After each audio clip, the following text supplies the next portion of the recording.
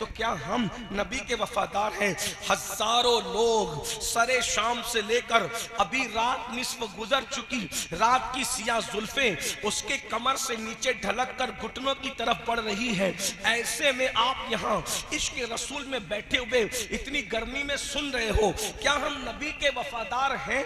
मैं कोई फतवा देने नहीं आया, लेकिन अपने आप से पूछो, दिल सबसे बड़ा मुफ्ती होता है। क्या हम नबी के वफादार हैं या नबी पे जुल्म करने वाले हैं? नबी पे जुल्म करने वाले हो या नबी से वफा करने वाले हो? नबी से जफा करने वाले हो या नबी से वफा करने वाले हो? क्या हम नबी के वफादार हैं? बस इतनी सी बात है। अब आपसे पूछता हूं, एक शख्स है, एक शख्स एक देहात में रहता है, देहात में रहता है, उसके घर में फाका कशी है, फाके पे फाका है, फाके पे फाका है। वो शख्स जो है, आपके ये गांव का नाम क्या है? आपके जंतीरा, जंतीरा से निकला और निकलने के बाद दिल्ली गया, दिल्ली गया, जगह जगह जाता है, घर घर जाके कहता है, मुझे नौकरी दे सकते हो, मेरे बच्चे फाके से हैं, मुझे नौकरी दे सकते हो, मेरे बच्चे फाके से हैं, मेरी बीवी के दुपट्टा फट गया है, उसको पहनने के लिए कपड़े नहीं है। मुझे घर घर जाता है और घर घर जाता है और धक्के खाता है। और गौर से सुनना, घर घर जाता है, धक्के खाता है, घर घर जाता है, धक्के खाता है। ऐसे में फिर उसको नौकरी मिलती है, वो मेहनत करता है, मेहनत करके खूब माल कमाता है। और जब माल कमाता है तो दिल्ली में उसका बहुत बड़े पौश इलाके के अंदर एक महल बन जाता है। उसके दो बेटे होते हैं, एक बेटा उसकी कमाई हुई दौलत को निकालता है और निकाल के ले जाकर जिना के अड्डे पे ले जाकर के खर्च करता है। वो रकम को निकालता है, निकाल कर उसकी सिगरेट पीता है, उसके पटाखे फोड़ता है, उसके डीजे लगाता है, नचनियों पे खर्च करता है, मुजरों पे खर्च करता है, गानों पे खर्च करता है। एक बेटा ऐसा है। दूसरा बेटा कहता है, नहीं नहीं, मेरे बाप ने बहुत मेहनत से कमाया है, मेरे बाप का पसीना माथे से जो है वो पैर तक आया है, तब कहीं जाकर ये बिल्डिंग बनी है, तब कहीं जाकर ये बंगला बना है, तब कहीं जाकर ये माल आया है। मैं अपने बाप की दौलत को आग नहीं लगाऊंगा, इसकी हिफाजत करूंगा, इसमें बढ़ोतरी करूंगा। अब मुझे बताओ, दोनों में बाप का गद्दार कौन है और बाप का वफादार कौन है? बाप पर जुल्म करने वाला कौन है और बाप का गद्दार कौन है और बाप का वफादार कौन है? बोलो, आप क्या जवाब दोगे? अब जवाब देने का वक्त आया। बोलो, दोनों भाइयों के अंदर कौन वफादार है? बोलो, कौन वफादार है? बात समझ में आई तो अब जवाब दो। कौन वफादार है दोनों भाइयों में?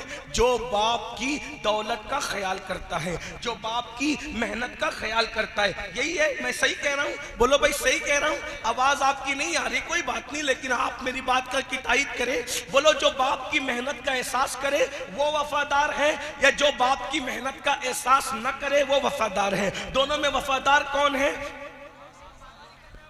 आखिरी तक बोलो, कौन है वफादार? आप जवाब देंगे सब। कौन वफादार है? जो बाप की, जाहिर सी बात है आपके पास माइक नहीं है, लेकिन अगर आप जवाब देंगे तो यहां तक आवाज आएगी। सब मिलके बोलो, बोलो, बाप का वफादार कौन है? जो बाप की मेहनत का ख्याल करता है, और जो बाप की मेहनत को ख्याल नहीं करता वो बाप पर जुल्म करता है, बाप का गद्दार है तो बाप ही का बेटा मगर गद्दार है। अगर इतनी बात तुम्हारे समझ में आ गई, सब समझ गए, इसको यहीं छोड़ दो। इस मिसाल को मिलाने के लिए नहीं कहा, समझाने के लिए कहा। अब बताओ, तुम्हारा बाप दर दर भटकता है, तब जाकर के दौलत आती है। अब बिला तमसील, बिला तमसील, बिला तमसील, करोड़ों बार बिला तमसील नबी जमीन पर क्यों आए? कुरान कहता है, हुवल्लज़ी अरसल रसूलहु बिल हुदा व दीनिल हक़ लियुज़हिरहु अला दीन कुल्ली वलौ करिहल मुशरिकून। ये वो अल्लाह है, बल्कि वो है, वो वही है जिसने दीन हक के साथ अपने रसूल को भेजा। और रसूल क्यों आए? लियुज़हिरहु अला दीन कुल्ली, ताकि दीन हक गालिब आ जाए, दीन हक को गलबा नसीब हो जाए। यानी मेरे और तुम्हारे रसूल ने इस दीन को, ये जो छोटा सा देहात है जिसका नाम भी मुझे याद नहीं रह पा रहा है, इस छोटे से देहात में अगर नमाज पहुंची है, अगर कुरान पहुंचा है, अगर इस्लाम पहुंचा है, तो ये मेरे नबी की मेहनतों का नतीजा है। अरे बाप की मेहनतों को याद रखने वालों, तुम्हें रसूल पाक की मेहनत याद है? आइए थोड़ा सा उसको याद कर लो और फिर कहो कि क्या हम नबी के वफादार हैं। लोगों, अल्लाह अकबर, बाप का पसीना सर से पैर तक आता है तो तुम्हारा बंगला बनता है, है, बाप का पसीना सर से पैर तक आता है तो तुम्हारी दौलत इकट्ठा होती है, लेकिन नबी का पसीना पैर तक नहीं आया, बल्कि नबी का खून था जो पेशानी से निकला और उससे नालैन भर गई। यानी दीन के लिए नबी ये पाक की मेहनत कितनी है, उस मेहनत को कभी याद किया है? अल्लाह की इज्जत की कसम, मेरी बहनों की भी तवज्जो चाहता हूँ, ब्यूटी पार्लरों में जाने वाली मेरी बहनों, थोड़ा तसव्वुर तो करो। अल्लाह अकबर, इस दीन को दुनिया में पहुंचाने के लिए नबी ने कितनी मेहनत की है, रसूल पाक ने कितनी मेहनत की है, हुजूर की मेहनतों का आलम क्या है। अल्लाह अकबर, बस इसको समझ लो। क्या हम नबी से वफा कर रहे हैं? एक दिन उम्मुल मोमिनीन सैयदा आयशा सिद्दीका ने कहा था, या रसूल अल्लाह, आपकी जिंदगी का सबसे मुश्किल दिन कौन सा है? आपकी जिंदगी का सबसे मुश्किल दिन कौन सा है? फिर खुद ही जवाब देती है, सवाल भी खुद ही करती है, जवाब भी खुद ही देती है। कहती, या रसूल अल्लाह, आपकी जिंदगी का सबसे मुश्किल दिन ओहद का दिन है ना? अल्लाह अकबर, चूंकि वो दिन अपनी आंखों से देख चुकी थी। अल्लाह अल्लाह, उम्मुल मोमिनीन कहती है, ओहद का दिन सबसे मुश्किल दिन था ना आका? आका फरमाते, नहीं आयशा, हालांकि आयशा सिद्दीका उम्मुल मोमिनीन ने ओहद का दिन देखा था। ओहद का दिन कितना मुश्किल था। अल्लाह अकबर, एक दिन में 3 मरतबा पेट भर करके खाने वालों, मस्जिदों को वीरान करने वालों, नबी की मेहनतों को भूल जाने वालों, शादियों में डीजे लगाने वालों, फजर की नमाज में सोते पड़े रहने वालों, नबी की मेहनतों का एहसास कर लो।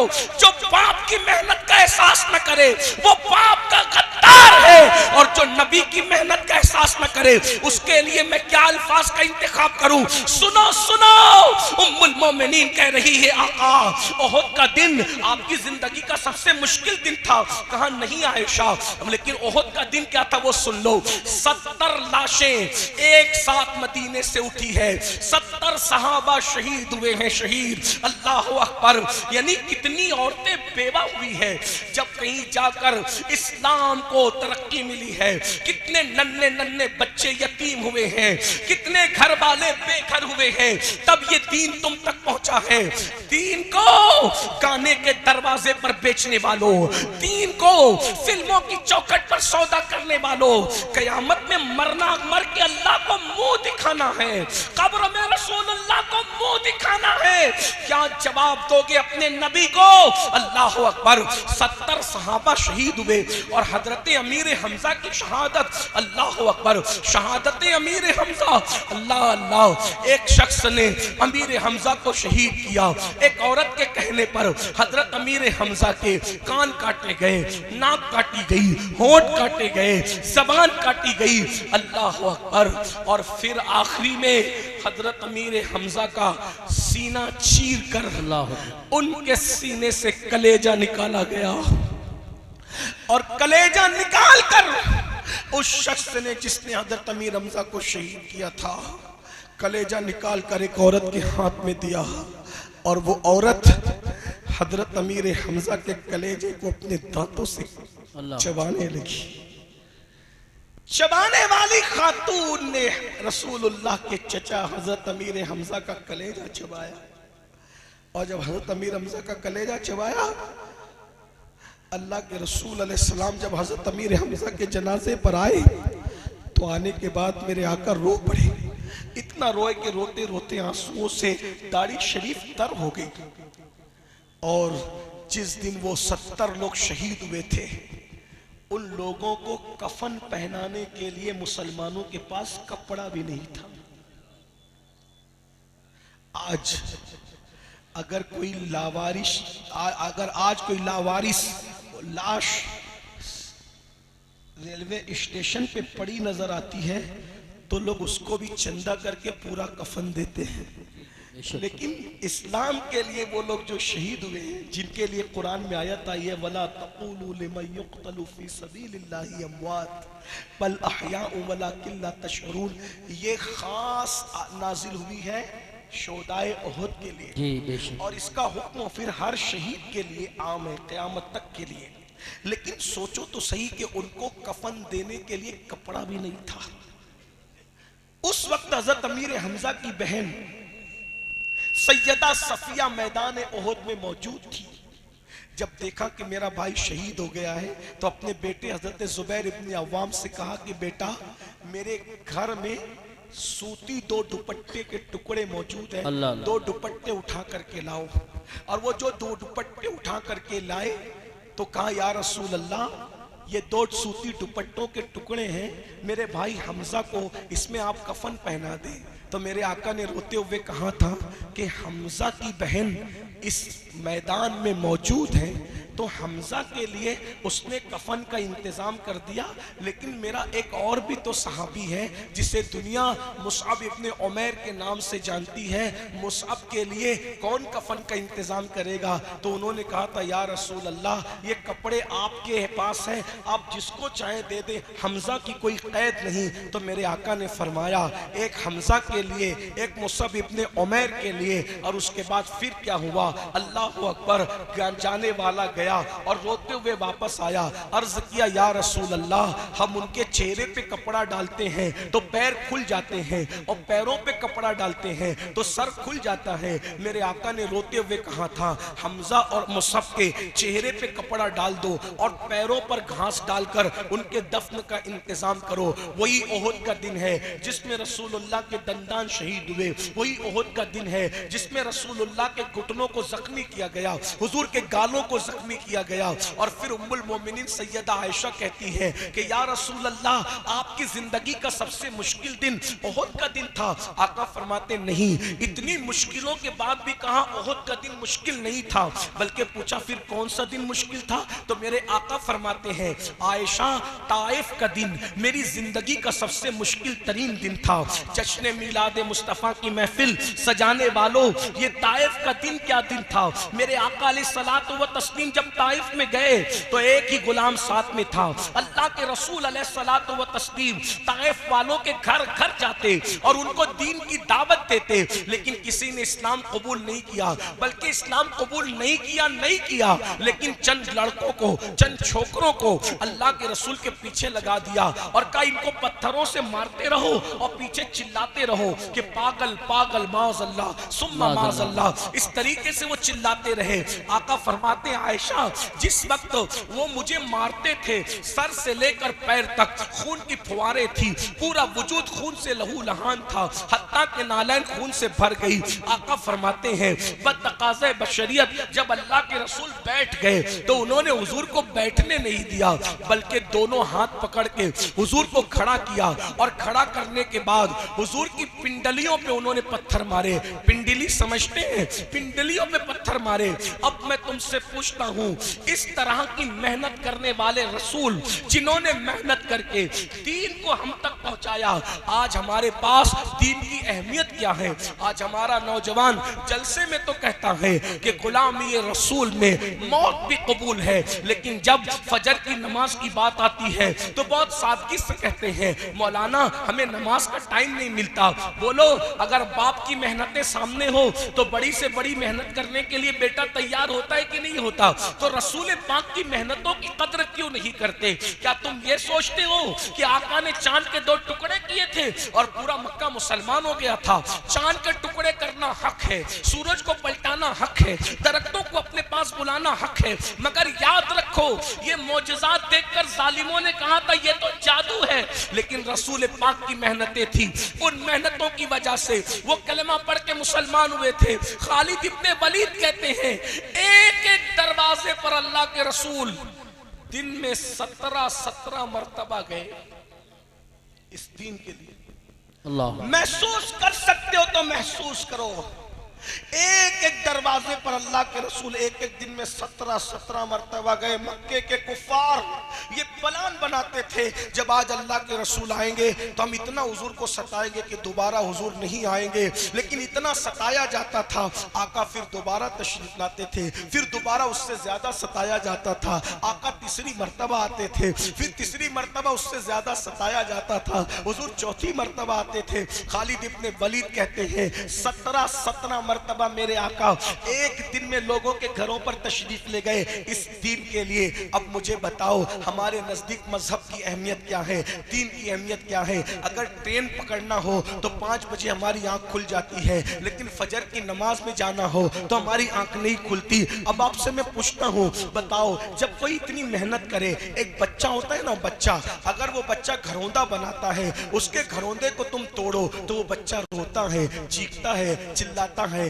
हाय मेरी मेहनत, हाय मेरी मेहनत। अब आपसे पूछना चाहता हूँ, बच्चे का बनाया हुआ घरौंदा अगर तुम उसकी कद्र न करो तो वो रोता है। रसूलुल्लाह का कायम किया हुआ दीन, आज ये जो दीन की बहारें हैं, आज ये जो दीन में रानाइयां हैं, आज ये जो दीन का गुलशन हरा भरा है, अगर तुम इसकी कद्र नहीं करोगे तो इसकी तकलीफ किसको होगी? अल्लाह के रसूल को होगी, मुस्तफ़ा जाने रहमत को होगी। मेरे भाइयों, कितना अफसोस होता है ना, आज मुसलमान ज़िना की गंदी फिल्में रात के 3-3 बजे तक देखता है। क्या समझते हो, क्या अल्लाह के रसूल को इसकी खबर नहीं होती? हम किसी मर के मिट्टी में मिल जाने वाले का कलमा नहीं पढ़ते, हम तो उस नबी का कलमा पढ़ते हैं जो जिंदा है, हमारी जानों से ज्यादा करीब है। तू जिंदा है वल्लाह, तू जिंदा है वल्लाह। मेरी चश्मे आलम से छुप जाने वाले, मैं सबसे पूछता हूँ, अरे डिजिटल जो वो जुआ खेलने वालों, डिजिटल तौर पे जुआ खेलने वालों, जो आज मोबाइल के अंदर तुम इजी मनी के चक्कर में और तुम जो है शॉर्ट टाइम में करोड़पति बनने के चक्कर में जो डिजिटल जुआ खेल रहे हो, उसके बारे में आका ने फरमाया कि जो जुआ खेलेगा कयामत के दिन उसका हाथ सूअर के खून में रंगा हुआ होगा। और अगर कोई ये सोचता है कि रिंद के रिंद रहे, हाथ से जन्नत न गई, तो याद रखिए, अच्छी तरह याद रखिए मेरे भाइयों, कि मेरे आका फरमाते हैं जो जुआ खेलने के बाद नमाज के लिए जाता है और नमाज के लिए वुजू करता है, गोया वो सूअर के खून से वुजू करता है, वो सूअर के खून से हाथ पांव धुलता है। जरा बताओ तो सही मेरे आका अलैहिस्सलाम के गुलामों, कितनी तकलीफ पहुंचाओगे। मैं एक जुमला अक्सर अपने जवानों से कहता हूं, हजाम की कुर्सियों पे बैठकर दाढ़ी मुंडवा करके कटरों में फिकवाने वालों, शादियों में डीजे लगाने वालों, गाने सुनने वालों, जिना के अड्डों को आबाद करने वालों, औरतों को पाप की नजर से देखने वालों, मौत को भूलने वालों, आखिरत को फरामोश करने वालों, सूद और ब्याज के धंधे करने वालों, अपने घर की औरतों को फिल्मों में ले जाने वालों, अपने घर की बेटियों को ब्यूटी पार्लर तक ले जाने वालों, बेपर्दा अपनी बच्चियों को वलीमों में लेकर के घूमने वालों, कभी तुमने सोचा कि ताइफ की वादियों में रसूलुल्लाह के जिस्म पर जो पत्थर मारे जा रहे थे वो हुजूर के जिस्म को जख्मी कर रहे थे? ध्यान से सुनना, गौर से सुनना, अगर तुम नबी के वफादार हो तो तुम्हें तुम्हारे इश्क रसूल का वास्ता, तुम्हें तुम्हारे इश्क मुस्तफा का वास्ता, तुम्हें तुम्हारी मोहब्बत रसूल का वास्ता। मुझे बताओ, ताइफ में जो नबी पे पत्थर मारे जा रहे थे वो नबी के जिस्म को छलनी कर रहे थे, लेकिन तुम्हारे गुनाह नबी के जिस्म को जख्मी नहीं करते, बल्कि तुम्हारे गुनाह के नश्तर नबी के दिल पर लगते हैं, अल्लाह के रसूल के दिल को छलनी करते हैं। बताओ, आशिक रसूल इसीलिए होता है कि वो अपने महबूब का दिल दुखाए, वो अपने आका का दिल दुखाए। मेरे भाई, जो अपनी माँ का दिल दुखाए, मरते वक्त उसकी जबान पे कलमा नहीं आता। जो नबी का दिल दुखाए, मरते वक्त उसकी जबान पे कलमा कैसे आएगा? मैं जानता हूँ कि गुनाह करते वक्त किसी मुसलमान की ये नीयत नहीं रहती कि वो अपने रसूल का दिल दुखाए, वो अपने नबी को दिल को तकलीफ पहुँचाए, लेकिन लाशऊरी तौर पर नबी का दिल तो दुख रहा है ना, नबी के दिल को तो तकलीफ पहुंच रही है ना। तुम सोचते हो अरे ये मौलवी लोग क्या करेंगे, हम नमाज नहीं पढ़ते, हमारी अपनी मर्जी है, हम अपनी मर्जी से जीते, हमारी अपनी मर्जी है। मेरे भाई, मौलवी कुछ करे ना करे उसका तो इख्तियारी कुछ नहीं, लेकिन मौला मुस्तफ़ा जाने रहमत 24 घंटा तुझे देख रहे हैं, तू नबी की निगाह में है। आका अलैहिस्सलातु व तस्लीम जब तुझे गुनाह करते देखते होंगे तो हुजूर के दिल पे क्या गुजरती होगी? इसी दिन के लिए मैंने पत्थर खाए थे, इसी दिन के लिए मेरे दांत मैंने शहीद करवाए थे, इसी दिन के लिए मेरे घुटने जख्मी हुए थे, इसी दिन के लिए जो है मैंने इतने दुख उठाए थे, इतनी तकलीफें उठाई थी। अरसल रसूलहू बिल हुदा व दीनिल हक़ लियुज़हिरहू अलद्दीन कुल्लिही वलौ करिहल मुशरिकून। सदक़ल्लाहुल अज़ीम। गौसे आज़म बमने बेसरो सामा मददे क़िबले दी मददे काबे ईमान मददे इंतज़ारे करमे तुस्त मने ऐनी राए खुदा जुवो खुदा बीनो खुदा दा मददे बगिरदा बेबला उफ्तादा कश्ती ज़ईफ़ानो शिकस्ता रात पुश्ती बहक के ख्वाजे उस्मान हारून मदद कुन मदद कुन मदद कुन या मोइनुद्दीन चिश्ती। इंतहा हज़ारों का मजमा है, अगर सब दुरूद पढ़ेंगे तो एक साथ हज़ारों दुरूद शरीफ बारगाह रिसालत माफ़ सल्लल्लाहु अलैहि वसल्लम में पेश हो जाएंगे। जैसा मैं पढ़ाता हूँ मुझसे सुने, सब बुलंद आवाज़ से पढ़ें।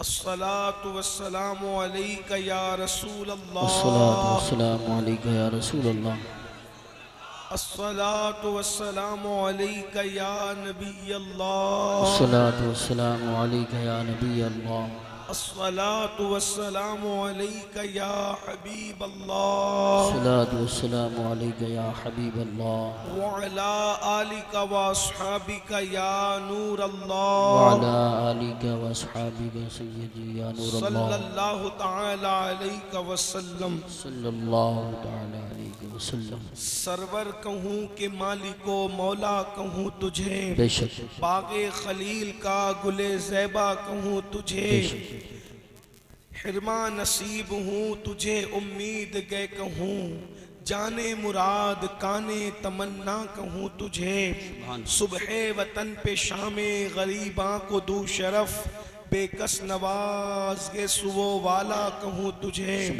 मुजरिम हूँ अपने अफ़्व का सामा करूँ शहाब, यानी शफ़ीई रोज़े जज़ा का कहूँ तुझे। अल्लाह रे तेरे जिस्मे मुनव्वर की ताबिशें, ऐ जाने जां में जाने तजल्ला कहूँ तुझे, तेरे तो वस्फ़ ऐबे तनाही से है बरी, हैरान हूँ मेरे शाह मैं क्या क्या कहूँ तुझे, कह लेगी सब कुछ उनके सना खां की खामोशी, चुप हो रहा ये कह के मैं क्या क्या कहूँ तुझे, लेकिन रज़ा ने ख़त्म सुखन इस पे कर दिया, खालिक का बंदा खल्क़ का आका कहूँ तुझे। आज की ये महफिल जश्न आमद मुस्तफ़ा सल्लल्लाहु तबारक व तआला अलैहि व आलिहि व सहबिही व बारक व सल्लमा के हवाले से इनेकाद पजीर है। मुझसे पेशतर मेरे भाई अंदलीबे चमन रिसालत हाफिज़ मौलाना मोहम्मद अली फैज़ी साहब से आपने तकरीबन पौने 2 घंटे नाते समात कर ली है, और इतना तवील नातों को सुनने के बाद गोया कि अब आपका निसाब पूरा हो गया है और उसको मुकम्मल कर लिया हमारे भाई जनाब कारी यूसुफ साहब ने। अल्लाह ताला और भी जिन लोगों ने सरे शाम से अपनी अपनी खिदमतें अपनी अपनी ग़ुलामी पेश की, अल्लाह पाक सबको कबूल फरमाए। आमीन। हज़रत मौलाना जमालुद्दीन साहब और उनके तमाम रफ़क़ा को हदिया तबरीक पेश किया जाता है और दुआ की जाती है कि बुलाने वालों को, लाने वालों को, मुंतज़मीन को अल्लाह अपनी शान के मुताबिक बेहतर जज़ा अता फरमाए। आमीन। और अभी मैंने सुना हमारे नाज़िम इजलास कह रहे थे कि खानकाए आलिया कादरिया रज़विया के साहिब सज्जादा हज़रत मौलाना अहसन रज़ा खान साहब, वो भी सैयदी आला हज़रत के घराने से तशरीफ़ लाने वाले हैं। बहरहाल अल्लाह ताला सबकी हाज़िरियाँ कबूल करे। थोड़ी देर मैंने भी आका की बारगाह में कुछ ग़ुलामी का सबूत पेश करना है। आप हजरात वैसे मैं मेरा तारुफ़ करा दूँ, मौलाना ने बहुत नवाजा, अल्लाह इनके जुमले मेरे लिए दुआ बना के कबूल करे। ये मौलाना जमालुद्दीन साहब को किसी ने गलत रिपोर्ट पेश कर दी थी कि कोई ख़तीब और मुक़र्रिर है, और वो गलत फहमी में आकर प्रोपेगंडे का शिकार होकर उन्होंने धोखा खाया और आज मुक़र्रिर की हैसियत से मुझे बुलाया। हालांकि सच्ची बात यह है कि मैं कोई मुक़र्रिर आदमी नहीं हूँ, बारगाह गौसियत का फ़कीर हूँ, तो मैंने कोई तकरीर नहीं करना। वो बारगाह गौसियत का एक बरबत है, बरबत, उसको सिर्फ मैंने बजाना है। बरबते दिल पर इश्क के तार मैंने छेड़कर चले जाना है, जो मेरा काम है। और बस उसके बाद मेरी हाज़िरी मुकम्मल हो जाएगी। ग़ुलामी का सबूत इंशाअल्लाह देकर मैं रुखसत हो जाऊंगा। मैंने कोई तकरीर करना नहीं, मैं आगाज़ डायरेक्ट दर्द दिल से कर रहा हूँ। यहाँ जो मैंने आखिर में भाई मौलाना मोहम्मद अली फैज़ी साहब से नात पढ़ते सुना, तो मुझे लगा कि यहाँ एक एक आदमी बैठा हुआ आशिक़ रसूल है। सुभान अल्लाह, मिंबर से लेकर के ज़मीन तक जितने बैठे हैं ये सब शाख है, और दुनिया में आशिक़ रसूल से बड़ा कोई नहीं होता। यहाँ कोई वीआईपी नहीं बैठा है, यहाँ सब वीवीआईपी लोग बैठे हुए हैं। यहाँ कोई बादशाह नहीं बैठा है, यहाँ सब के सब बादशाह जिस पे रश्क करे वो बैठे हुए हैं। और बादशाह तो बादशाह है, बादशाह कोई एक मुल्क का बादशाह होता है, बादशाह कोई दो मुल्क का बादशाह होता है, जिसे दुनिया सिकंदर आजम कहती है। अगर सिकंदर इस वक्त मौजूद होता तो मैं उस सिकंदर को चैलेंज के साथ इस मिंबर के नीचे बिठा के कहता, इनके मुकद्दर पे तू रश्क कर, तू क्या मुकद्दर का सिकंदर है और तेरी औकात क्या है, तुझसे बड़ा महरूम कौन है कि तू ईसा अलैहिस्सलाम की विलादत से पहले पैदा हुआ और तूने 16 साल मेहनत की, और 16 साल मेहनत के बाद तूने आधी से ज्यादा दुनिया फतेह की। लेकिन तू ही कहता था ना कि जब मैं जनाजे में जाऊंगा तो मेरे दोनों हाथ बाहर कर देना ताकि मैं हाथ खाली लेकर के जाऊं। मुसलमानों, जो बात मैं कर रहा हूं ये तकरीर नहीं बल्कि ये दिल की आवाज है। अगर ये बात तुमने समझ लिया तो तुम अपने मुकद्दर पे रश्क करोगे। कोई सिकंदर और किसी की कोई औकात नहीं है तुम्हारे सामने। मेरी बहनों की भी तवज्जो चाहता हूँ। 16 साल मेहनत करके जिसने जंगलों बियाबान में घास फूस पर सोया और आधी से ज्यादा दुनिया फतेह की, जब जनाजे में गया तो खाली हाथ गया और उसको क्या मिला?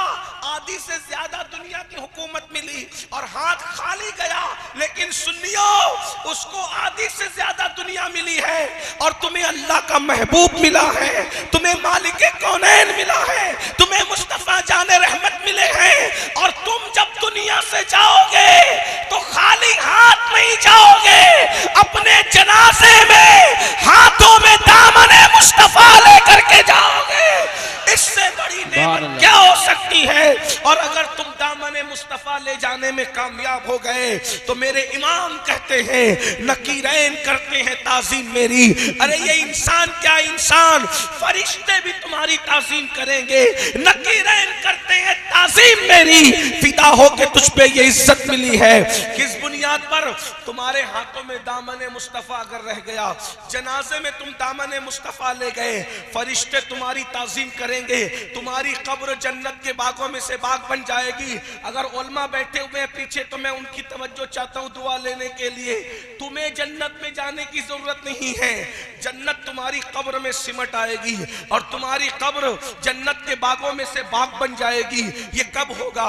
जब तुम नबी से वफा कर लोगे, रसूलुल्लाह से वफा कर लोगे। तुम सबके सब आशिक़ रसूल है।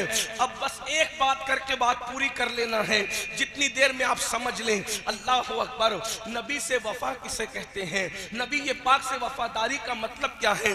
तुम सब आशिक़ रसूल हो ना मेरे भाई, तो अब बताओ, रसूलुल्लाह से हमें वफा करना है, अल्लाह हमारा होगा अगर हमने नबी से वफा कर ली। इकबाल ने तक कहा था कि मोहम्मद से वफा तूने तो हम तेरे हैं, कि मोहम्मद से वफा तूने तो हम तेरे हैं। अरे ये जहां चीज है क्या, लौहो कलम तेरे हैं। तुम रोजी रोटी के लिए परेशान हो, खुदा तुम्हारा हो जाए अगर तुम नबी से वफा कर लो। अरे तुम अल्लाह अकबर बिटिया की शादी के लिए परेशान हो, खुदा तुम्हारा हो जाए अगर तुम नबी से वफा कर लो। अल्लाह अकबर। ये नौकरियां क्या चीज है, दुनिया तुम्हारी गुलाम बन जाए अगर तुम नबी से वफा कर लो। नींद की गोली खा करके तुम्हें नींद नहीं आती, नींद क्या चीज है, जन्नत तुम्हारे पास सिमट आए। अल्लाह अकबर। अगर तुम नबी से वफा कर लो मेरे भाई, नींद क्या चीज है, क्या आपने नहीं सुना? अल्लाह अकबर। वो बगदाद का बहलूल जिसे दुनिया बहलूल दाना कहती है, वो दीवाना घरौंदा बनाकर जन्नत बेचता है बादशाह की बीवी को। अल्लाह अकबर। नबी की वफा कितनी बड़ी चीज है। अब यहाँ एक सवाल पैदा होता है, आप सबसे माफी चाहते हुए, क्या हम नबी के वफादार हैं?